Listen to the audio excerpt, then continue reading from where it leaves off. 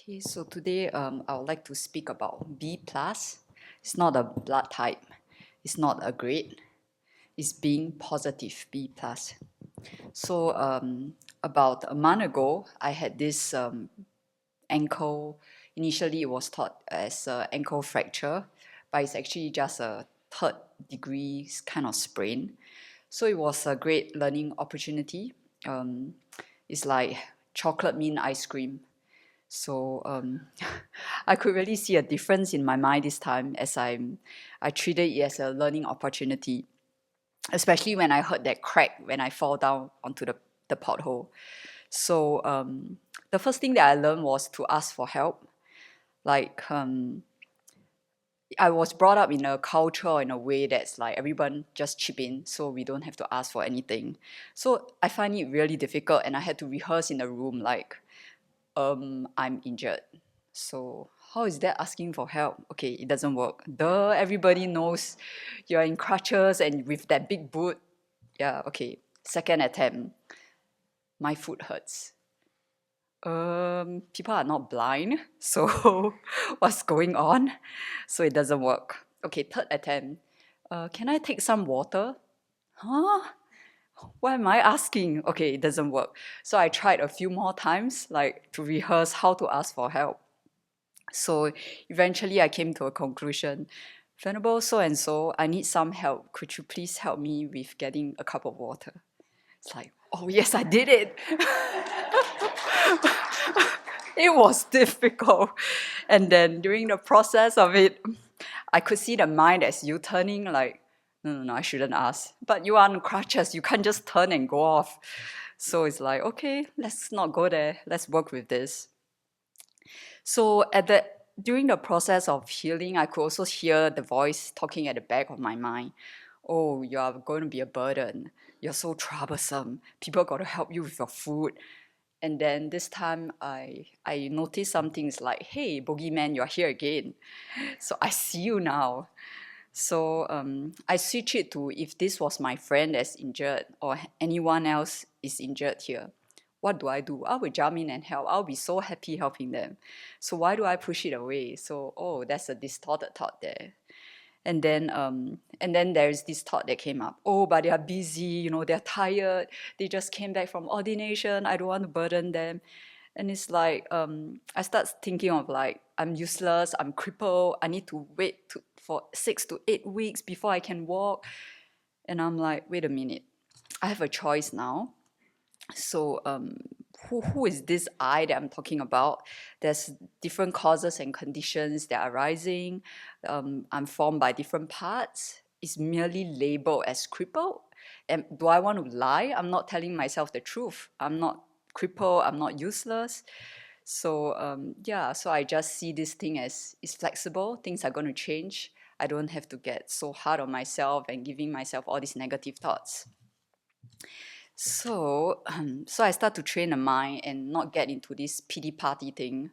And it really feels good, like, the mind feels kind of more stable. And when you feel more lighthearted, the healing actually helps instead of getting all tired and angry about it.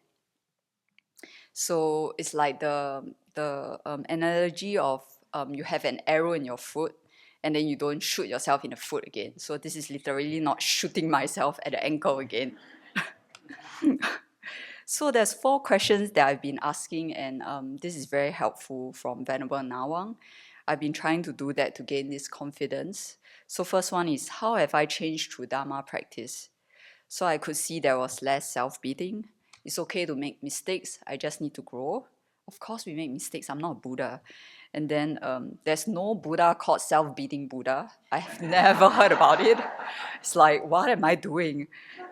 And then, do I want to be a pity party? Like, just caving inside and then just think of all the stories and then just sitting there. What do I do with my life? I'm just wasting it away.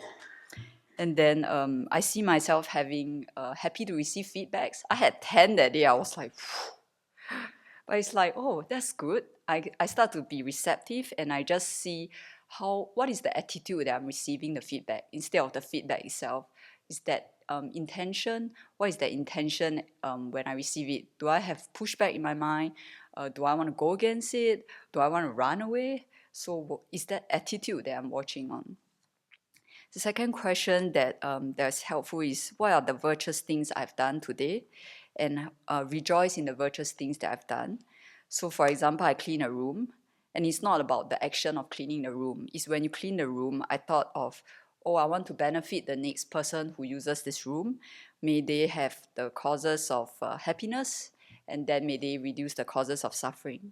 So it's this heart that I rejoice in, and not just the action of just cleaning the room and getting things done. The third thing is, what are the good habits that I'm trying to develop, or the qualities that I want to have? So throughout this process of healing, I need to develop fortitude, to have patience, not to rush, because I was rushing through, like, I want to be in a forest straight away when I can't even walk.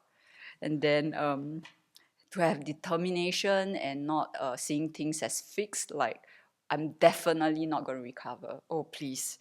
And then being on time, that's something that I really rejoice in. Like, I'm on time now, and I'm sometimes even 5 minutes earlier.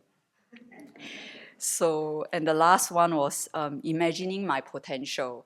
It's like, oh, how does it feel like to be a bodhisattva that radiates light, touch sentient beings, to help them in different ways? You have 1,000 arms that doesn't get tangled up in different ways. It's like, that feels really good. So during this retreat, we also learn on the wheel of sharp weapons. And this is the phrase that really stuck with me. When my body is struck suddenly by contagious disease, which includes accident, it is the weapon of destructive karma turning upon me. For committing acts that undermine my solemn pledges, from now on I will remove non-virtuous. So I've created negative karma in the past. So now I want to create the causes for happiness and remove non-virtuous. So this is like a karma ripening for me. So I thought of it another way. If it saves me one lifetime down the miserable realms, isn't the fall so worth it? Oh, that's great. So I just rejoice in that fall. So may whatever happens, we can change the mind to become something positive so that we can create the causes and benefit all sentient beings.